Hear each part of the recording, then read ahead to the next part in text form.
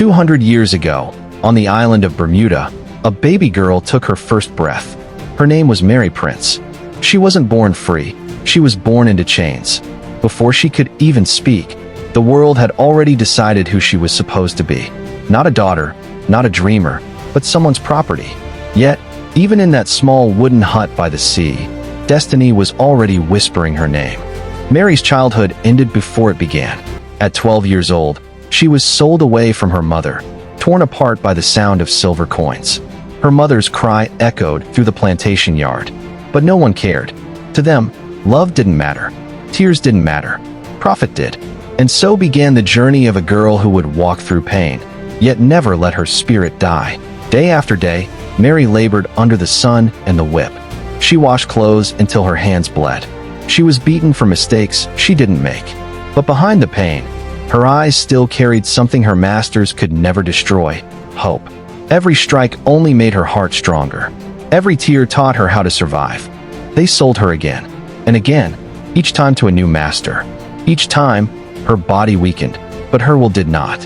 On the salt fields of Turk's Island, she carried heavy buckets until her skin burned. The salt stung her wounds, but she kept going. Because deep inside, Mary whispered a prayer. Then in the quiet of a small church in Antigua, Mary found something she had never known: faith. There, surrounded by others who suffered like her, she sang songs of hope. For the first time, she heard the word freedom spoken aloud. And she began to believe that maybe, just maybe, it could be hers too. In 1828, her owners took her to England. The voyage across the Atlantic was long, cold, and uncertain. But when she stepped onto British soil, something changed. England was a land where slavery was already illegal. For the first time, Mary felt the air of a place where chains were not meant to exist. But freedom would not come easily. Her masters still claimed to own her, even there. One stormy night, Mary made a choice that would change everything. She walked away. No money, no friends, no home, just courage.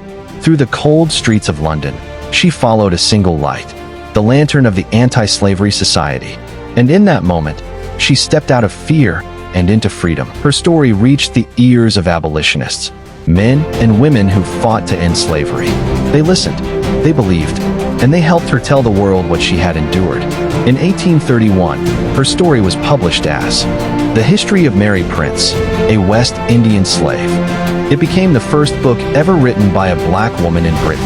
Her words traveled farther than she ever could. They carried pain, truth, and power, the kind that could break empires. But truth is dangerous. Slave owners called her a liar. They tried to silence her. Still, Mary stood before crowds and said, "I have been a slave myself.